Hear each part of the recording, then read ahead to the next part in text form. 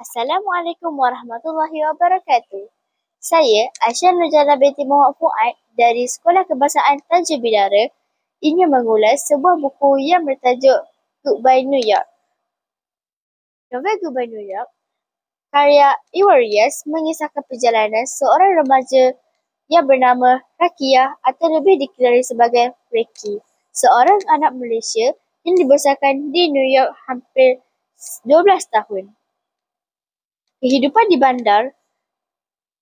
bandar moden itu memberikan Reki segala kemudahan serba canggih, gaya hidup bebas serta persekitaran yang selesa. Namun, kehidupannya berubah sepenuhnya apabila dia terpaksa pulang ke Malaysia mengikut ayahnya dan menetap di sebuah kampung terpencil iaitu Sungai Sentosa. Kepulangan ke tanah air bukan sesuatu yang mudah bagi Reki. Sejak kecil, dia sudah terbiasa dengan kehidupan serba moden di New York dengan penuh teknologi dan kemajuan. Berpindah ke kampung yang serba kekurangan berbanding tempat asalnya memberikan kejutan budaya yang besar buat dirinya.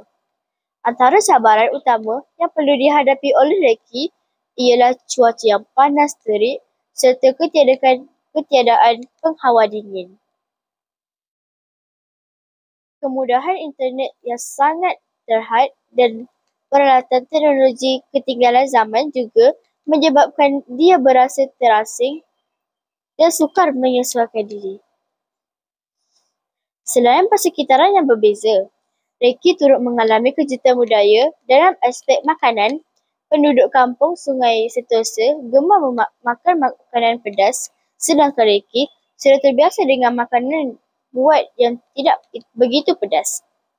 Dia suka menerima makanan tempatan dan hal ini menambahkan lagi tekanan pada dirinya.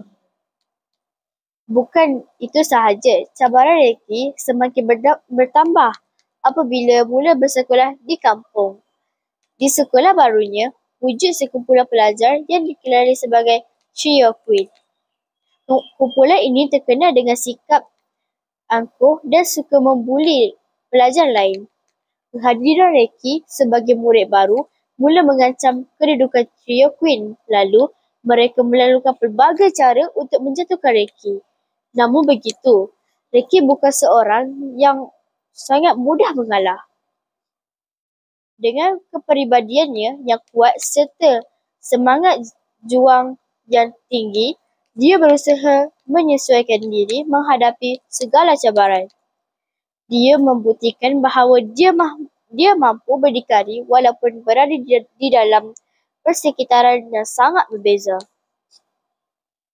Dari segi tema, novel ini memaparkan isu kejutan budaya dan cabaran menyesuaikan diri dalam suasana yang baharu.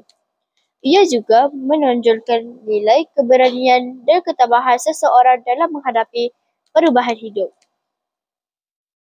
Melalui watak Reki, pembaca dapat melihat bagaimana seorang itu perlu mempunyai keazaman dan sikap tidak mudah putus asa untuk terus maju untuk hidup.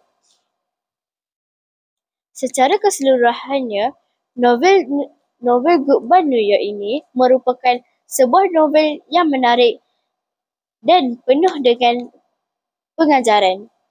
Ia bukan sekadar kisah tentang seorang gadis yang berpindah dari luar negara, tetapi juga mengandungi mesej yang lebih mendalam.